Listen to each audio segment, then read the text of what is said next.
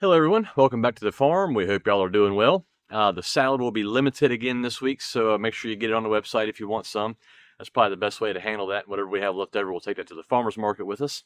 The other aspect is, I know y'all been asking about the green beans, but we have green beans. So as our first picking on those, we got about, I don't know, a third of a bushel list, somewhere in that range. So we'll see how that goes. But if you need some green beans, we have them. They are the Roma 2s.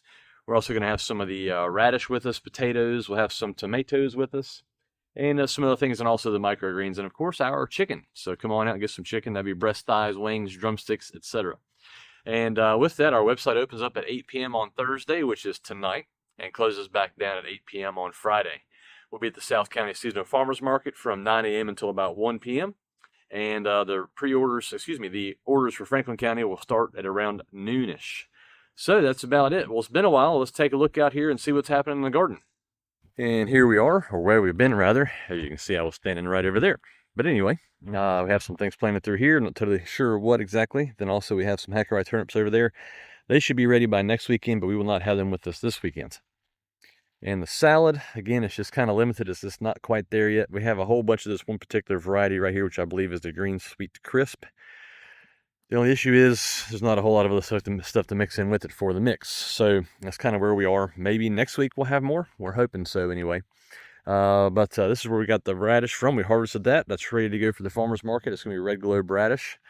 There are some of the green beans that we harvested from. Some of those right there. We've got some celery right up here. Sorry, I'm walking backwards. Backwards-ish. Some celery. It's not quite ready to go yet. We'll try and bring that with us here before too awful long. And a lot of the game plan here will some more of the salad. We've done some of the harvesting. We're going to harvest a little bit more tomorrow morning and then do the wash and everything tomorrow. So we'll see how that goes. Typically I like to do that on Thursdays, but that's the way this week's gone, so it's not a big deal. We should be caught up on everything else Friday, so not a big deal. Through here has been a whole bunch of cropping out. We had a bunch of broccoli, the different things planted through here. The Swiss chard was through here. We got that all re-amended, ready to go. More things have been planted through here. We cropped out I can't remember what was right here. I think it was the kale. Then the collards were here. So these beds have all been prepped also. We got all that out of here. So ready for more stuff to go in. We have some carrots here, as you can see, starting to pop up a little bit, which is pretty good. The germination's looking all right on those. Well, let's head on down to the second garden and see how things are looking. And here we are down in the second garden. We have kale planted through here. It's coming along pretty decent. It's been in the ground for a little bit, so hopefully it won't be too much awful longer on kale to have more of that at the farmer's market and also online. Carrots through here still need to be harvested. Some of these may not be any good. We're thinking that the ones down on the very far end are going to be okay. And also we have other things planted through here. Again, I'm not totally sure what was placed in the cedar when that occurred. Looks like we have more of the radish right down through here. And if I'm not mistaken, I could be wrong, we have more of the cucumbers planted. So here in the future, we'll have some more of that. Looks like some more radish down through here. And some other things planted through here. I'd have to imagine these are more carrots planted through here. And salad down there. As you can see, small stuff. Decent size stuff. Some of that's starting to go out to seed and some decent looking stuff through there. So we've got it planted. It still just needs some time to grow. And the beans right here, we went through here and picked today. First picking, this is a little bit light this time. Next picking, it'll probably be quite a bit more. Third picking, we'll just have to see how the weather goes. If it warms up, they'll probably put out some more. Let me see here. And we have strawberries. They're not looking the greatest, but it might be a handful for us to eat. The everbearings are still popping out a little bit here and there.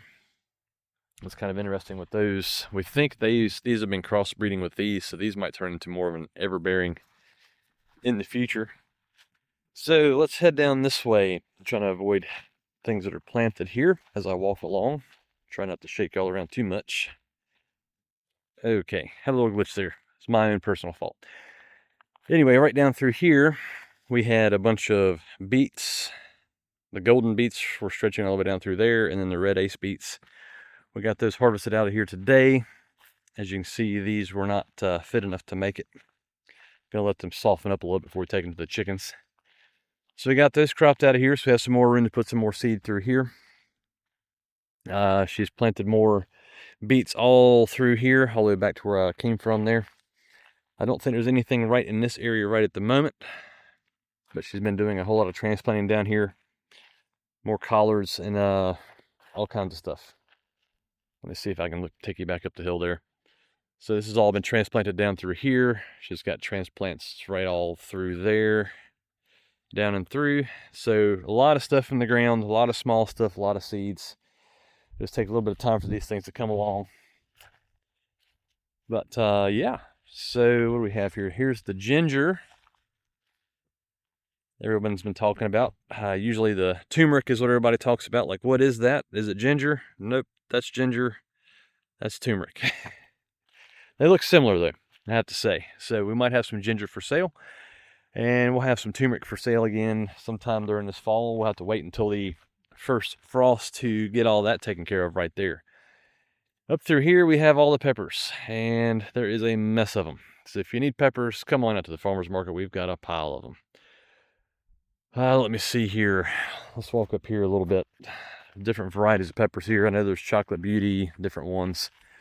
Like, they're putting out so many peppers we can't even get around to them. As you can see by those, there is so much to pick from. And those are cayenne peppers right there, I do believe. I was thinking they were just regular red peppers, but they are cayenne peppers. And right through here, I'm not even sure what those are right there. Those look a little bit different. Maybe they're all the same. Maybe they're all cayenne. They're still growing.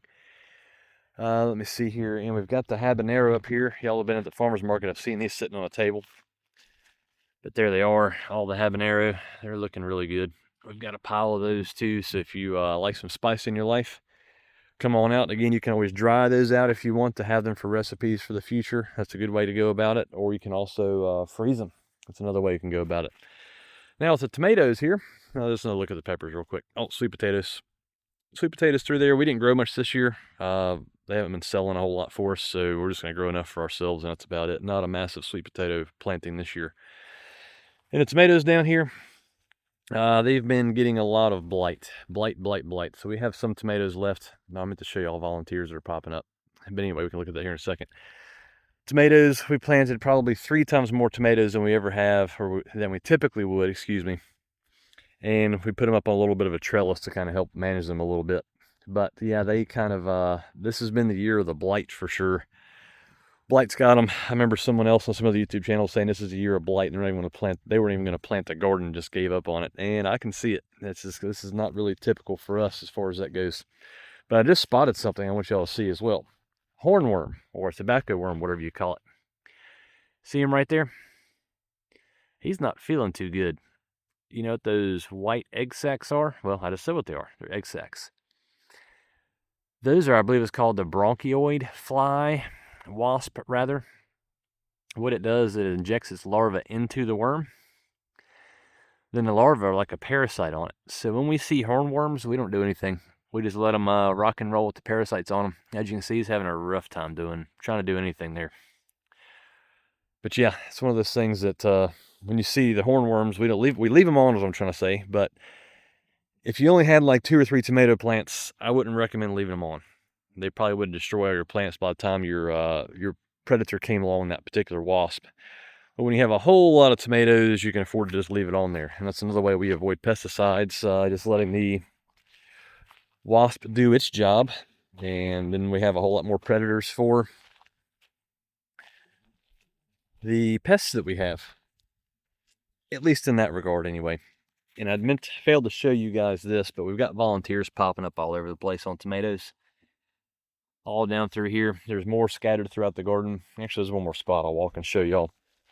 So we've been leaving them intact. That way, hopefully, we can have some more tomatoes this fall. We knew that trellising them up was not going to be the greatest thing for the tomatoes as far as the longevity. There's another one right there. But we wanted to try and save a little bit of space, make it a little bit easier to pick, and that's been somewhat successful. That's for sure. So there's some more right there. But anyway, that's about it, everyone. Thank y'all for watching. I greatly appreciate it. I got to run down to the bus stop. We'll catch y'all later. Have a good one.